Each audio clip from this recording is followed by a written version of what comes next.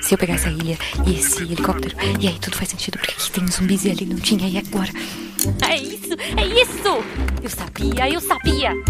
Guaxaverso existe. Como assim? Você entendeu a referência do último episódio? Olha só, faz O Guaxa sabe o que faz. O que é o Guaxaverso? Era só uma questão de tempo. Todos O Guaxaverso vão sempre conhecer existiu. o Então nós finalmente Eu quero provamos entender o a existência do Guaxaverso. Alguém me explica o que é o Guaxaverso? Pessoal, não existe Guaxaverso. Eu acredito no Guaxaverso. Mas supondo que ele exista. Guaxaverso, onde o que não existe é debatido.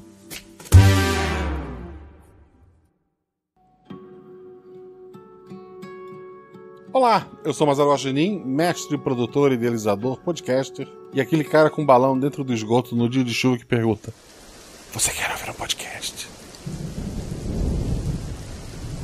Para quem não sabe, o Guaxaverso é o nosso antigo escudo do mestre. Aqui vamos ler os comentários e discutir as teorias do último episódio, que no caso foi o episódio A Chuva. Antes de mais nada, lembrar vocês que a gente tem canecas agora, tem um link no post, e tem algumas lojas parceiras com cupom de desconto, pode dar uma olhadinha lá. Mas sem enrolação, vamos às perguntas. Najaf. Olá, Marcelo, tudo bem? Chamou de Marcelo, tô preocupado. No momento que escrevo isso, estou na empresa que trabalho e está chovendo. Muito forte aqui em Fortaleza. Eu tenho uma capa de chuva, mas por algum motivo eu não tô achando que ela vai me proteger hoje. Acho melhor esperar passar. Adorei o grupo que você escolheu para esse episódio. Gosto muito como o Felipe se entrega ao personagem. Normalmente a maioria dos jogadores de RPG em uma situação de perigo que, em teoria, o personagem não deveria saber porque ele não tem o conhecimento disso, subitamente tem a vontade de se preparar antes de fazer tal ação. O Felipe não faz isso. Pelo contrário, ele não deixa que o Felipe, que ouviu o perigo descrito pelo mestre, dizer ao seu personagem o que está para acontecer. Isso aumenta muito a imersão na campanha. Sim, perfeito. É o que eu sempre digo. Anotem no bingo aí, gente. Metade do episódio são jogadores e sim, o motivo do Felipe gravar 1 milhão de episódios é porque o Felipe é maravilhoso, né, gente? E traga a Ana mais vezes, ela já é minha participante preferida. Ri horrores de como ela escolheu lidar com o notebook e o rádio, simplesmente desligando rapidamente. Eu não vou dizer de novo, mas vocês sabem, né? Os jogadores são metade do episódio. Um grande abraço a 2,5 metros de distância para você e obrigado por continuar fazendo esse conteúdo que me ajuda a enfrentar esses tempos tão difíceis que estamos passando. Que bom que gostou, cara. Espero que tu esteja inteiro depois da chuva. Luiz Edivaldo Correia, o Ebaguacha. Ótimo episódio. Confesso que imaginei que seria um episódio tiro, porrada, explosão. Mas o spoiler lance da chuva ácida foi genial. Obrigado. Eu gosto de genial, gente. Pensei, os jogadores vão ficar barricados e deixem os matadores virem. Mas não. A ideia de forçar os jogadores a saírem da casa foi ótima. Não vou perguntar se tem ligação com outros episódios, afinal o Guaxaverso não existe. É verdade. Ele botou piscadinha, e eu digo piscadinha de volta. Parabéns pra você, obrigado pelo seu trabalho. Quero mandar um abraço pro Elton, do @manda.bolos, que sei que curte o podcast. E um beijo pra minha querida esposa, Daiane. Virou o quadro da Xuxa, mas manda bolos. É uma boa ideia. Jorge Marcos Santos Silva. Uou, que episódio bom. Não só pelo plot, mas pelo tom que você deu pra história, Guaxá. Guaxá, ele botou um acento. Parabéns mesmo, obrigado. Spoilers. Adorei os personagens também, em especial o Rico, o jogador de metade da aventura. O que aconteceu com ele após essa aventura? Conseguiu depor ou resolveu aceitar a oferta de Pietro Dante? Então, depois que o episódio saiu pros padrinhos, ele saiu na segunda, né? Pra vocês saiu na quinta-feira no feed, mas na segunda-feira daquela semana ele já tava pros padrinhos. Já houve toda uma discussão sobre o que aconteceria às 12 horas depois, e no fim a gente decidiu gravar uma aventura que vai se passar logo após o fim daquela. Nosso querido amigo Rico está num prédio, em segurança, tá tudo bem. 2 outros agentes foram destacados para protegê-lo, e dessa vez vai dar tudo certo. Aguarde essa história um dia no feed. Ele continua. Aliás, excelente nome de vilão. Ele é alguma manifestação de um dos seres antigos que quer consumir essa essência? Se não, quem ou que ele é? Só me vinha a imagem do Caronte à mente. O nome foi a ajuda dos padrinhos. Olha, novamente, como é bom ser padrinho. A gente ficou discutindo lá nomes, eles deram ideias. Se não me engano, Pietro foi ideia minha, porque eu tava vendo WandaVision na época, que eu escrevia esse trecho da aventura, né? E alguém deve ter sugerido Dante e tal. Acho que foi a ideia, foi um nome coletivo lá com os padrinhos. Mas tá aí, é um nome bem bacana, eu gostei também. Quem ele é? Por enquanto, oficialmente, ele é um ser humano com muito dinheiro, que financia um grupo terrorista com acesso a armas químicas, oficialmente, já que o governo não acredita 100% na existência de magia. E é tudo que a gente sabe no momento. O que eu posso dizer pra vocês é que você ainda vai ouvir esse nome antes do episódio das próximas Horas do Rico. Se bem me lembro, e se não me engano, a Garra do Corvo está ligada com os seres em invocação, no mínimo de energias referente a ele, certo? Sim, a Garra do Corvo já apareceu em outros momentos, ligada a criaturas antigas. Com certeza tem mais plots que não me vêm à cabeça agora, mas se não me engano, eu já nem me lembro. A chuva foi a manifestação mágica, algo tecnológico. E é claro, o que foi a explosão um pouco antes da chuva piorar. Então, a explosão provavelmente causou a chuva. Era algo tecnológico ou algo mágico? Eu chutaria algo mágico. Oficialmente, nos relatórios do governo, está tecnológico. Excelente nome de episódio, adorei a edição, principalmente o som do micro-ondas de fundo na conversa quando o computador estava sendo destruído. Genial! Eu nem notei isso. Parabéns, editor. Parabéns, Orzal. Um final triste, mas me deixa feliz que terá ganchos dele. Já falei, tá confirmado, gravo semana que vem, inclusive, a continuação. Tá com o nome provisório de 13º Andar, porque é onde o Rico está neste momento. Mas não conta pro Pietro. Linda história com a sua filha, Guaxa. Mesmo sendo simples, me emocionou mesmo. Um forte abraço pra vocês. Tudo de bom e até mais. Obrigado, querido. Tudo de bom e até a próxima. Vitor Hugo Alexandre, só digo duas coisas. Parabéns. Excelente episódio. Parabéns aos jogadores, ao editor e a você, Guaxa. A minha dúvida é, os tentáculos que vêm aparecendo nos últimos episódios é o mesmo monstro que circula entre os universos ou são versões de um mesmo monstro? Do estilo Poderoso N, existe um tentáculo verso? Então, se tá ligado à Garra do Corvo, provavelmente é a mesma criatura, mas existem outras parecidas, tá? Quais são quais? Nem eu tenho total certeza ainda, eu preciso botar isso organizado num papel. PS, a versão do Felipe desesperado é o melhor Felipe. Eu concordo. Gabriel Balardino escreve: Olá, Guaxa, como você está? Então, tô, na medida do possível, bem. Queremos você bem descansado, tá? Eu tô tentando, assim. Se você tiver alguém, sei lá, conhecer a dona do Magazine Luiza e quiserem falar bem de mim, vocês podem lá falar bem de mim. Porque, putz, seria maravilhoso. Já pensou viver só de fazer conteúdo? Por sinal, parabéns ao Jovem Nerd, ao Azaghal, que não escutam o Guaxaverso. Mas se um dia ouvirem, tá aí. Parabéns, assim, eu fiquei muito feliz. Foi um podcast que eu acompanhei desde o começo. Que me motivaram a ser podcasters. E por mais que eu não esteja ouvindo o Nerdcast nos últimos anos, né? Só um outro episódio pontual. Parabéns pelo que vocês alcançaram. E Ponto Frio, Leroy Merlin, que mais tem aí? Lojão do Povo. Tamo aí. Voltando. Mesmo que isso eventualmente signifique uma pausa. Não, a pausa eu não vou fazer por enquanto. Eu tô gravando uma vez por semana, o episódio sai, tirando esse mês agora, tá saindo um por mês.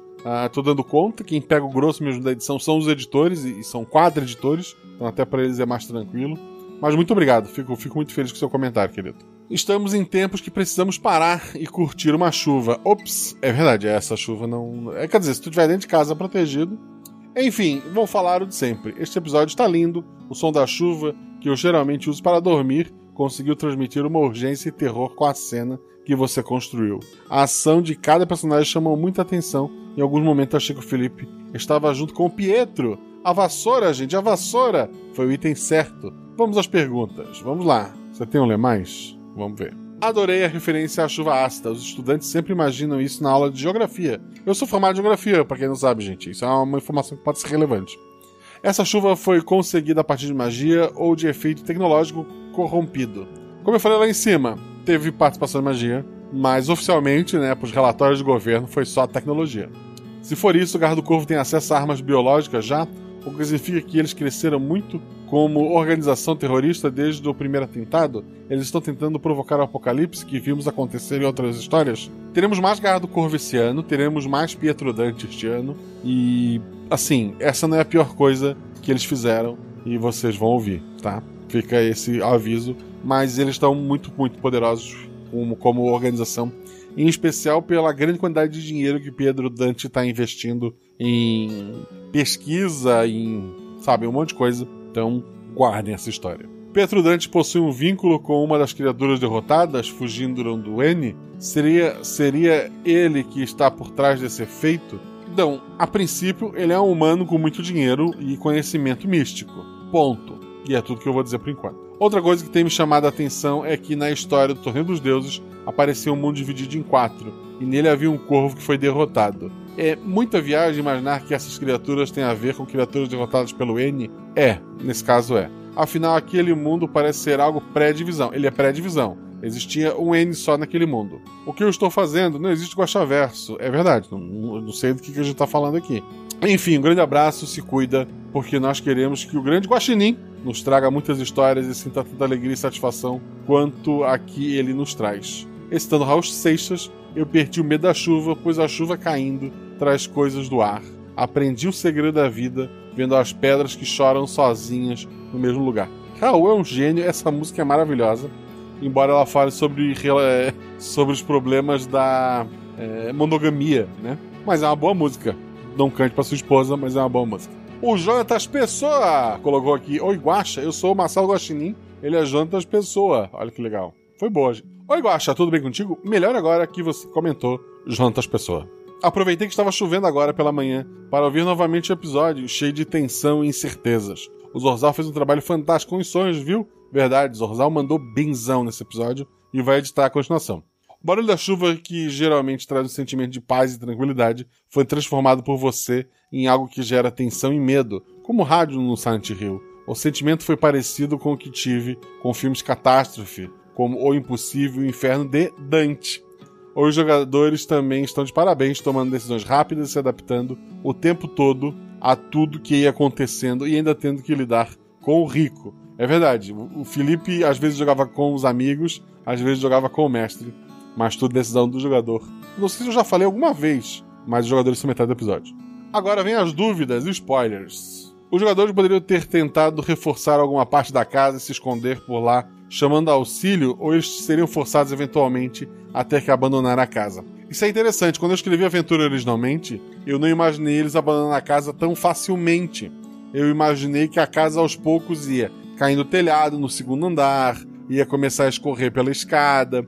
A situação ia ficar cada vez pior até eles decidirem fugir de alguma forma, né? Mas a ideia original, quando eu escrevi a aventura, era forçar eles a saírem de lá.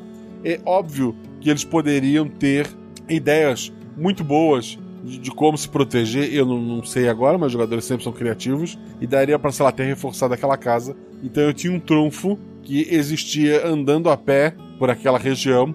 Tinha um cara, sabe, atirando nas casas, atirando a esmo, até fazer os jogadores saírem. Então ele poderia ser um problema também mais pro futuro. Mas como eles saíram muito cedo da casa, algumas coisas mudaram ali. Mas sim, a ideia era cada vez mais piorando a estrutura da casa. Eu imaginei, inclusive, que eles pudessem tentar correr para uma casa vizinha, uma casa mais forte, alguma coisa mais resistente àquela chuva. Mas no fim, eles decidiram pegar o carro e ir embora. E a gente adaptou daí a aventura ao que os jogadores fizeram, né? Continuando aqui, os tentáculos, eles tinham um aspecto físico, como realmente tentáculos de um ser ancestral, eram algo mais amorfo, como uma névoa, ou um fluido, ou simplesmente foi a forma que a mente dos personagens absorveram o que estava acontecendo. Digo isso porque um deles ativamente jogou um carro, mas depois eles sumiram, deixando no ar um mistério. Então, foi o que eu falei para os jogadores. Talvez o cheiro daquela chuva pudesse também afetar um pouco o que eles estavam vendo. Talvez o tentáculo fosse só a imaginação, mas o tentáculo virou o carro. Alguma coisa virou o carro, então talvez os tentáculos realmente estivessem lá. Fica aí o mistério. Os jogadores podiam ter removido a manta resistente do carro da polícia para tentar correr os 3 juntos até a saída? Tá aí uma ideia que eu não pensei, talvez sim. Ah, mais uma coisa, aquela vassoura foi genial. Um abraço, concordo contigo. E muito obrigado pelo seu comentário, querido. O Samarone Cardoso colocou: Olá, Guaxa, não terminei de ouvir ainda, mas tive que vir fazer o meu primeiro comentário aqui.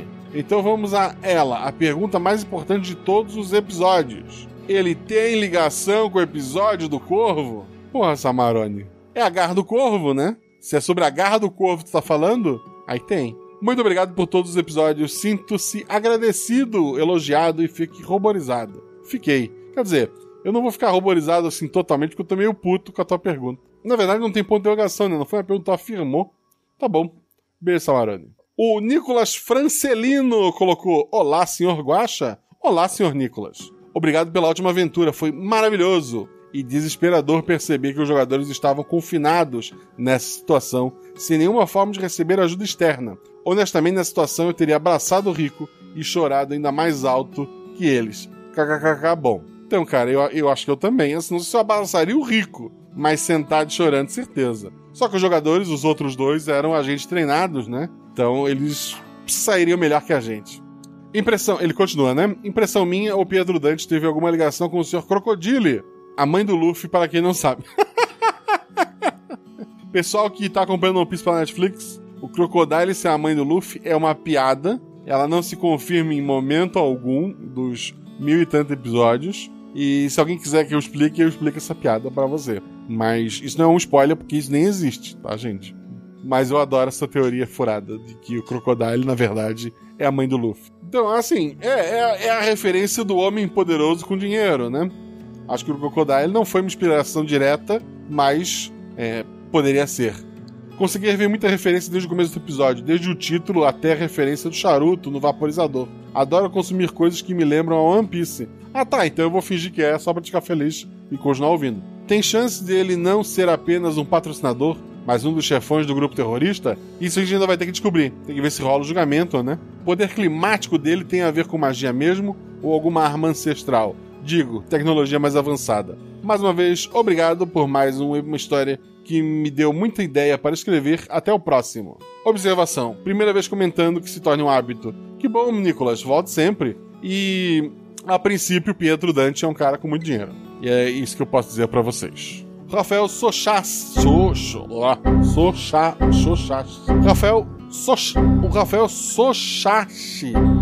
Oi, Rafael.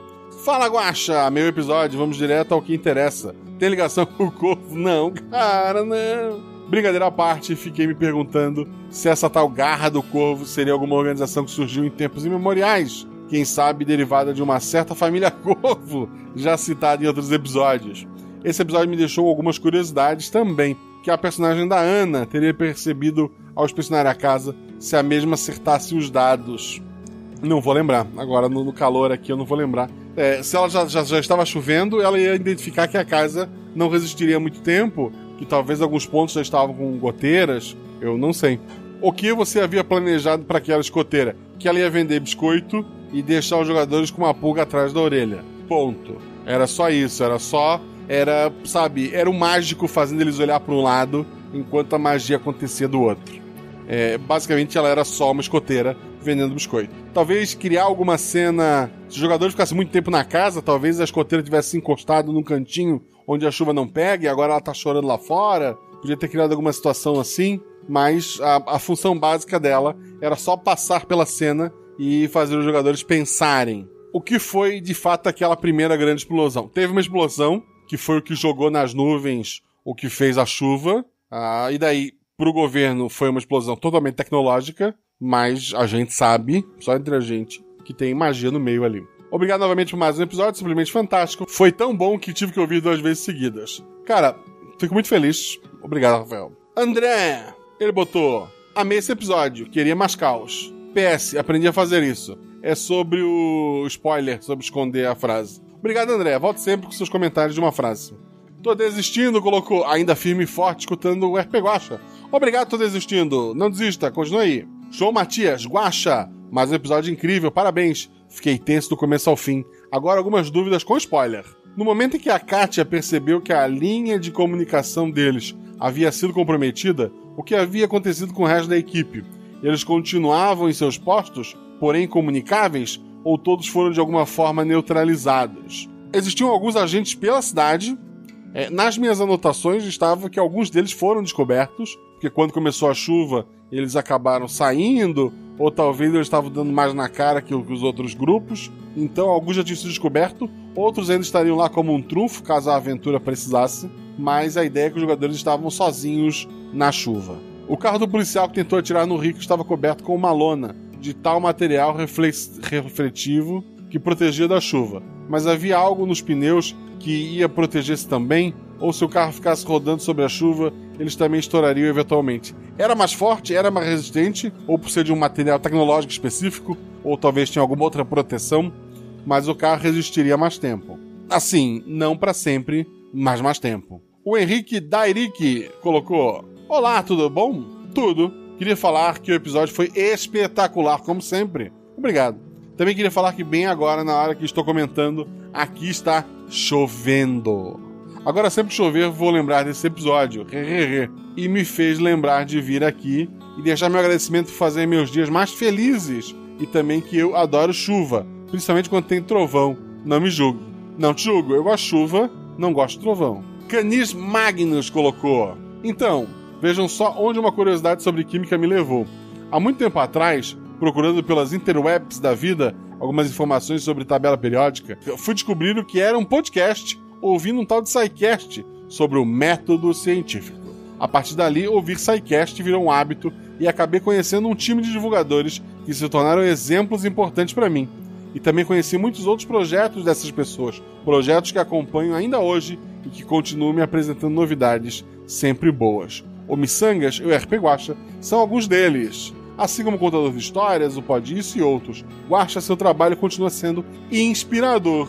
Cara, sem palavras, não sei nem o que te dizer, só agradecer o teu carinho e eu espero estar produzindo cada vez mais, com mais qualidade, para continuar merecendo esses elogios. Sobre o episódio A Chuva, infelizmente meu lado professor de uma disciplina sobre materiais e processos de fabricação acabou atrapalhando um pouco no primeiro momento, pois uma substância que não corrói metal não corrói plástico ou borracha, assim como o contrário também não ocorre. Mas logo deixei de ser chato e lembrei que estamos numa realidade paralela do Guaxinim e que essa tal chuva corrói, ela corrói fim. Mas daí no finalzinho mesmo, formulei minha teoria. Tudo, personagens e cenários são criações da Nick, não. E assim, o nome dessa garotinha, certo? Sim, é a Nick. E são feitos de açúcar.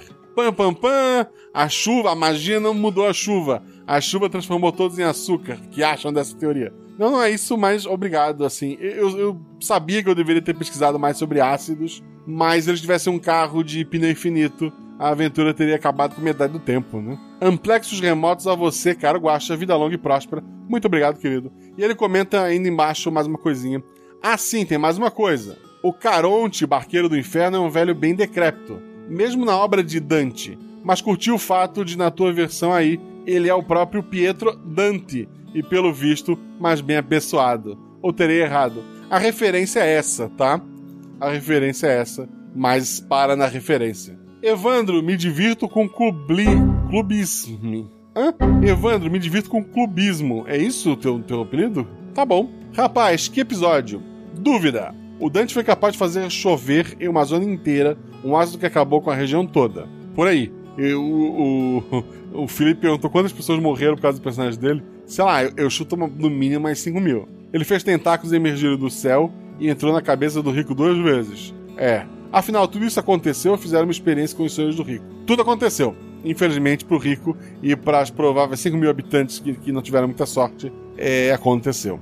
Por que alguém tão poderoso ficaria preocupado com o tribunal? É dito lá no começo, ele na verdade ele tá escondido num país em que ele banca lá o governo, né? E o governo diz que não tem motivo para extraditá-lo, porque ele é inocente e tal. A ideia do tribunal é muito mais para mostrar que ele é culpado, para apresentar provas, para fazer o mundo se unir, já que o mundo está bem desunido nesse ponto, para entender que esse cara é realmente o perigoso. A ideia é essa. O André Trapani colocou: eu acho que o julgamento nem seria tão problemático. Ele tem boas chances de comprar um juiz, mas penso que a exposição seria muito ruim para ele. Não tem nada que desfizesse isso. Aí, olha só, obrigado, André. O Enoch: eu gosto pra caramba desses episódios de suspense e mistério, especialmente esses de aparência Lovecraftiana.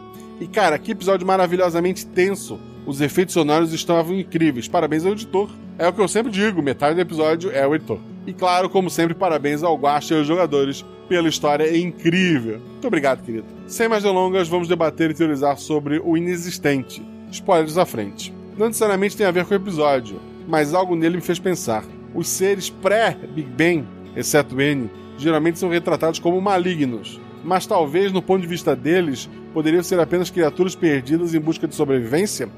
Ou os humanos para eles seriam algo equivalente a gado para nós? Então eles apenas os usam como meios para um fim, voltar a serem completos? Até sinto uma certa empatia por eles nesse contexto. Obviamente, quando você é uma criatura de bilhões de anos com um poder gigantesco, que já foi, sei lá, sozinho a energia de uma galáxia, talvez você não visse os seres humanos com o mesmo peso que os seres humanos se veem. A Garra do Corvo são cultistas que servem aos seres pré-Big Bang, certo? Certo. Eles fazem isso por poder, devoção ou outro motivo.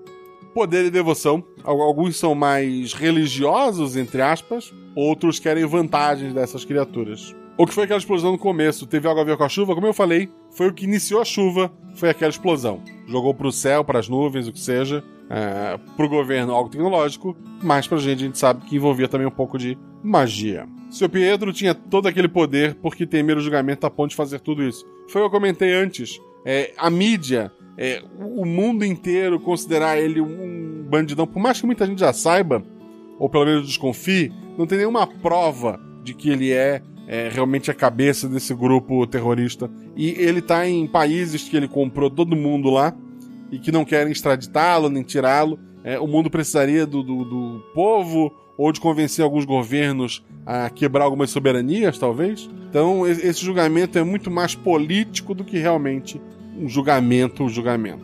E assim, sim, algo bem exagerado, mas é uma aventura de RPG, né, gente? Esse final é aberto, será que veremos outra aventura com a testemunha em sua busca por sobrevivência? Como eu falei lá em cima, sim, vou gravar semana que vem. É isso aí, foi mal pelo tamanho, me empolguei, abraços e até os próximos episódios. Até os próximos episódios, querido. Daniel Alexander. Olá, Guaxa, como vai? Espero que bem. Adoro esses episódios no qual os personagens ficam sem muitas opções. Sempre os jogadores tomam ações desesperadas, isso deixa a narrativa foi muito boa. Principalmente pelos episódios com a atmosfera mais tensa. Vamos nós com as perguntas. Se Dante foi capaz de criar uma nuvem com chuva ácida, por que ele simplesmente não aumentou além dos limites da cidade? Essa cidade tem algo especial? Na verdade, o que ele podia fazer tinha um limite de tamanho, né? Que envolvia aquela cidade. Ele poderia ampliá-la, não de improviso, não assim de uma hora para outra.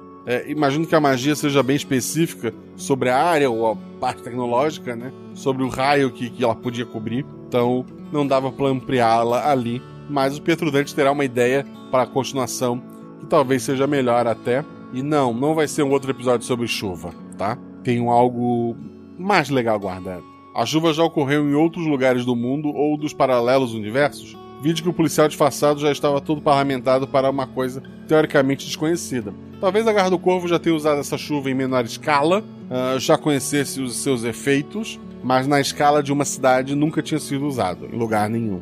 O nível de acidez da chuva era muito alto. Então, o professor de Química já brigou comigo, gente. Eu não vou responder isso. Quanto tempo uma pessoa aguentaria sem nada naquela chuva? Pois fiquei imaginando por que os personagens não tentaram virar o carro que estava capotado. Eu acredito que alguns poucos minutos, não sei te precisar isso. Uma última coisa. Sempre que ouço o Corvo na RP Guaxa, imagino esse personagem. Tem uma foto no post, eu achei engraçado. Dá uma olhada lá. Um forte abraço. Um forte abraço, irmão. Hermano, não sei. A gente já definiu que o espanhol no Guaxaverso, ele é diferente do espanhol do mundo real, né, gente? Isso, por sinal, vocês vão descobrir num episódio futuro. O André colocou: muito bom episódio, incrível como depois de uma chuva de acertos críticos, só sobrou 1/3 dos jogadores vivos. No fim, após o contador acordar, fica a impressão que tudo não passou de um sonho. Não vou fazer essa pergunta, é melhor deixar no ar mesmo. Então, oficialmente aconteceu. Muita gente morreu, vamos botar esse peso nas costas do Rico?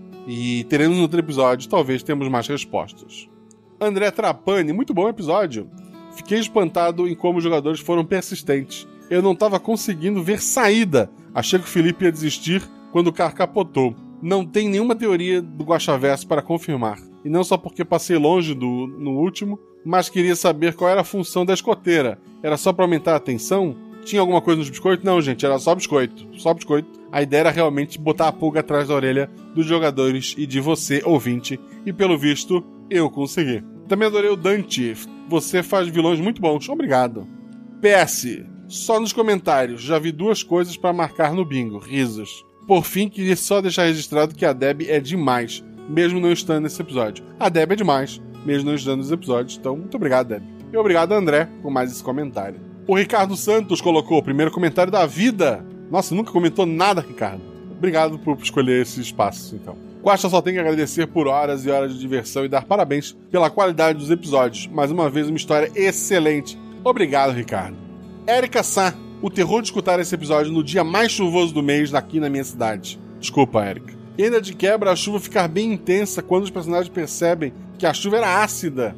A imersão na trama foi total. Então, já não tem o cinema 5D, agora é o podcast 5D. Eu já escutei todos os episódios e amo o RP Guaxa. Espero um dia poder me tornar madrinha desse projeto maravilhoso. Muito obrigado, Érica. Muito obrigado. Só desse seu comentário, desse seu carinho, já ajuda bastante a gente aqui a continuar lançando episódios. O Rodrigo Azevedo, bom dia, parabéns pelo episódio. Marcelo Guaxinim, história tensa, gostei do clima de 24 horas, de ter que resolver as coisas rapidamente. Os jogadores estão excelentes. Pena que a Ana e o Gilles não me deixaram, eu que dei a voz pro NPC assassino, olha aí, um padrinho que deu voz pro personagem, mataram o Felipe Xavier. Que bom que se não matou o Felipe, teremos uma continuação, né, gente? Pergunta: com esse episódio podemos concluir de vez que a Garra do Corvo usa algum poder místico relacionado às criaturas ancestrais? Sim, vocês podem. Esse episódio ocorre no mesmo universo dos episódios dos Pactos? Olha aí, boa pergunta. Não sei. Eu diria que muito provavelmente sim. Um grande abraço, Rodrigo. E obrigado pela sua voz de NPC. Seja como Rodrigo, grave sua voz de NPC.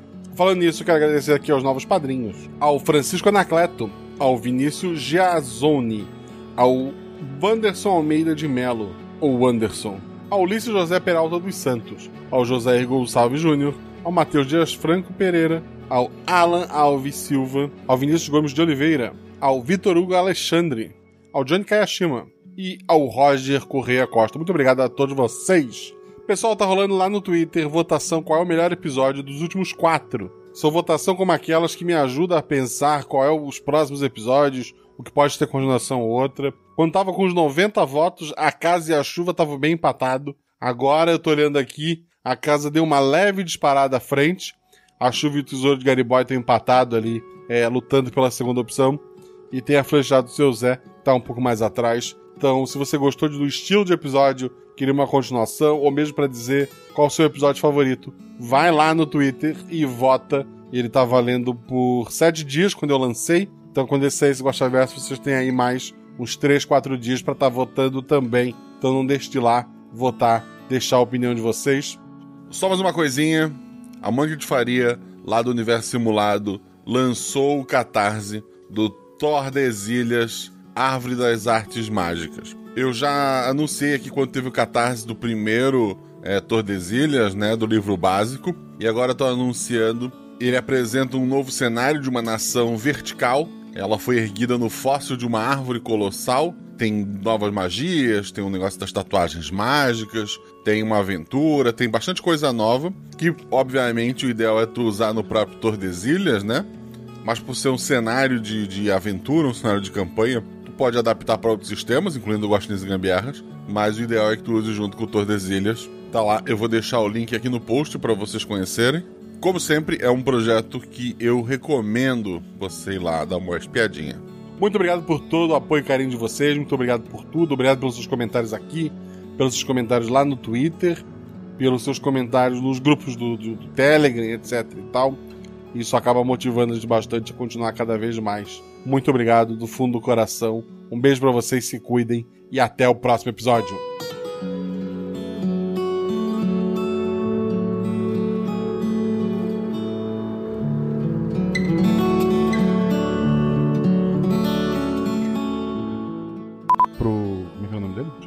Pietro Dante. O Pietro Dante. O que é bom de atirar tá dirigindo, o que é bom de dirigir tá atirando. Foi essa que o Tokyo Drift.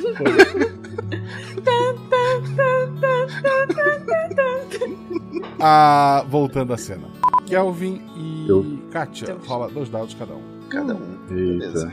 O rico não. O rico não. Então desconsidera o rico. Nossa. Não tem nada que você possa fazer. Tu tem que ir lá embaixo? Desculpa, eu preciso de 2 minutinhos. Tranquilo. Tudo bem, a gente espera. Fica a pausa dramática. Vou aproveitar para ir ao banheiro. Ok. Pietro Dante, filho da puta. É até bom que eu vou pensando. Vai pensando. Vai pensando. Nossa, Guaxa, desesperador. Tudo surgiu porque minha filha ultimamente tem medo de chuva. Eu disse, por que tem medo de chuva? Aí foi. Faz sentido. Eu tinha medo de chuva quando era pequena, mas eu tinha mais medo de vento. Inclusive, quando eu comecei a narrar e falei da chuva, ela correu e olhou a janela. Mas tá um sol bem forte lá fora. Aqui começou a chover bem na hora que você começou a narrar. Eu ia falar, começou a chover baixinho, mas eu acho que não vai sair na gravação, não. Mas aí você já começou. Aí eu falei, nossa, que conveniente. Vou botar o microfone na janela. Sim. Nossa, eu tô falando e gesticulando todas as vezes. Parece que, como se eu imaginasse que fosse sair, né? Eu tô imaginando a Kátia mais durona, assim, sabe? Fechadona, então não, tipo, sem muita empatia, sem muito tempo, então ela não tô gesticulando muito. Mas quando eu fiz a ameaça silenciosa, eu ficava toda hora fazendo vários gestos. A vida de vocês agora depende do Felipe. Sim. Não. Tem outra coisa pra acontecer que daí independe dele, porque vocês falharam no teste também, né? Ai, droga. Que ótimo. Nossa, a gente tá falando dos testes importantes. Então. Pra olhar um negócio lá fora. 2 acertos. Pra evitar que uma coisa terrível aconteça. Né. Pra você ver se a casa tá com a estrutura boa, crítico. Sim. A ideia é que se vocês continuassem na casa, ia começar aquela escada ia virar uma cachoeira, ia começar a molhar o andar ali até vocês ir embora. Foi a melhor escolha mesmo ter saído. Sim. O Felipe falou que ia ter uma hora que ele ia ter que abrir a porta pra alguém. Tudo bem. Beleza. Eu tava lembrando que eu e o Felipe, a gente tem mesa hoje do Zorzal e eu não tinha lembrado. Às 5 ele falou, né? Voltei. É 5? Então tá ótimo. Perfeito. Onde estávamos, Felipe? Estávamos num lugar alagado. Sim. O Pietro Dante estava numa gôndola. E ele me fez uma proposta bem interessante. Quando você acordar, se falar Pietro Dante, me perdoe, né? Não, eu te perdoo, na verdade. Ele ia saber onde tu tava. Perfeito.